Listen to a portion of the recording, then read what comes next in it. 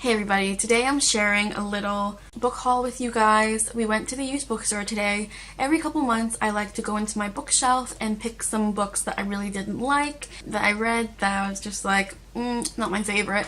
And I do this to make some room for new books, and so I had a pile of about 12 books that I wasn't that big of a fan of, and we took them in and we traded them in. And my dad bought a couple books, I bought a lot of books, I bought 9 today.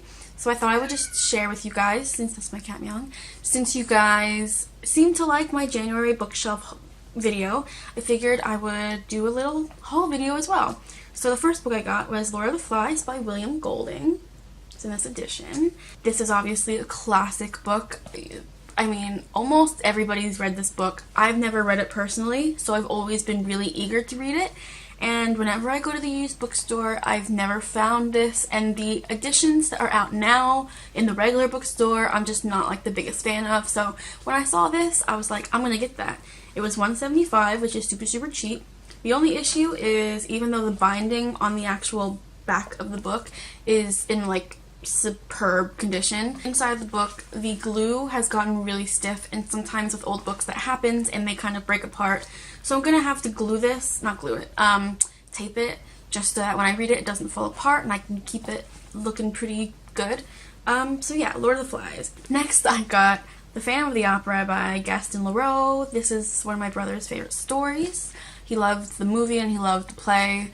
And I've never seen the movie, never seen the play, never heard any music from this thing, but I know it is so popular, and when I saw it, I loved the cover, and I was like, you know what, it just kind of stuck out to me, so I was like, I'm gonna grab that and see what was so special about it, and maybe I can channel my brother while I'm reading it or something. I got this for $2.75, and if you don't know what it's about, let me read the synopsis. It says, deep below the Grand Theater, among the dark, twisting corridors, under the great Paris Opera House, he was waiting.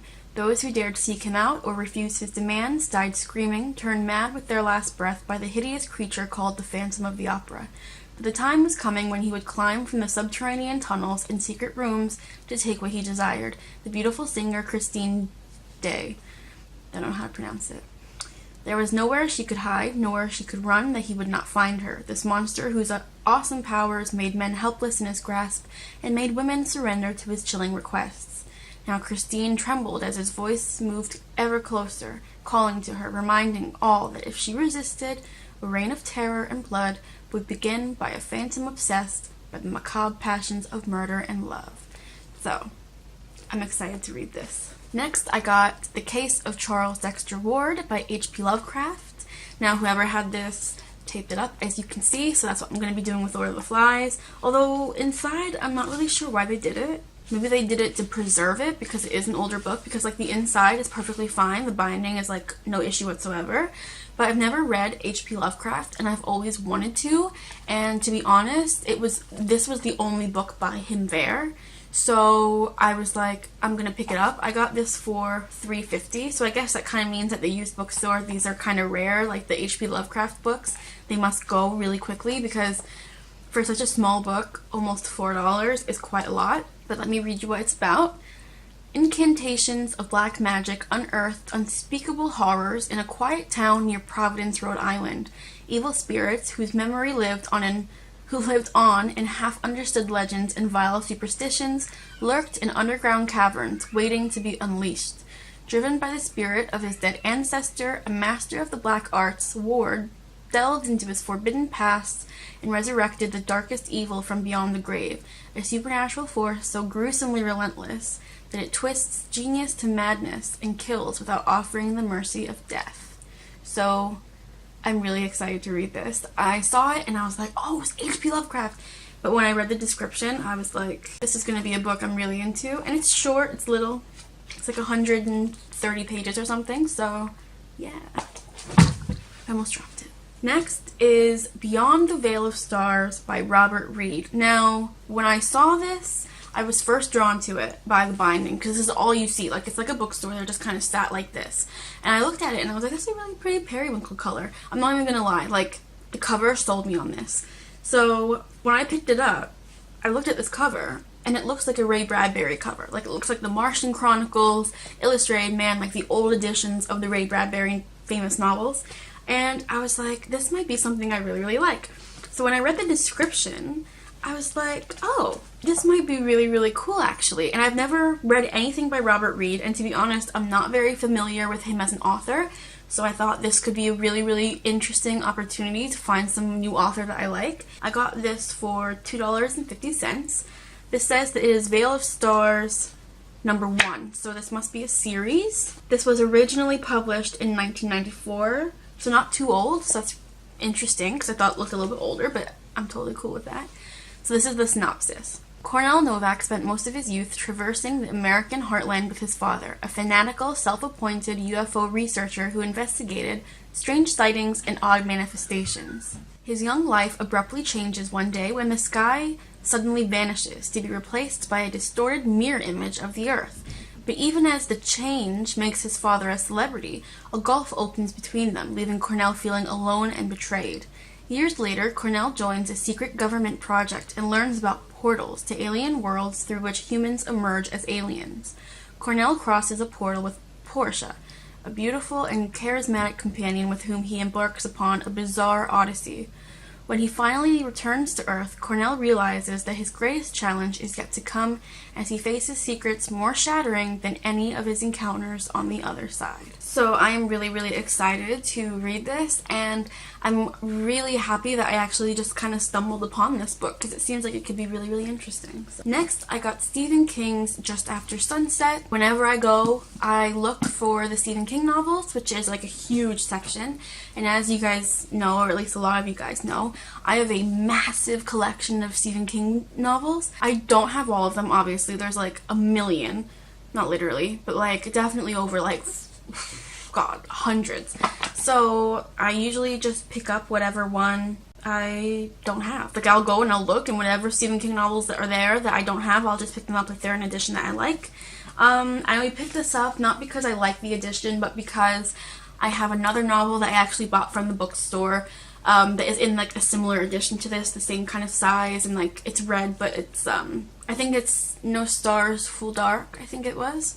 But it's really cool because it has like a holographic, you can't see it in here, but it has like a holographic filter on this. I don't know why, it's pretty interesting. Anyway, so these are also short stories, which I'm okay with because my other one is as well, so it's actually pretty cool. I got it in this edition so I could have them together, and they're like both short story novels, so yeah.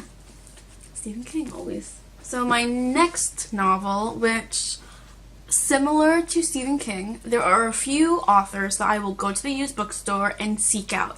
So it's Kurt Vonnegut, Stephen King, and Ray Bradbury. These are my three that when I go to the used bookstore, I go directly to those sections because those are my three top favorite authors. So that's what I did, and I found this, which I have never seen there, and I'm actually really excited because this is a really, really cool edition.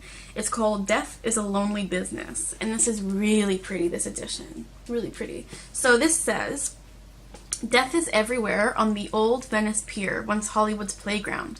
Goodbye reads the crumbling movie marquee. The roller coaster lies broken in the sand as a decaying dinosaur. In a sunken circus in the scum-filled canal, a dead man peers from the lion's cage.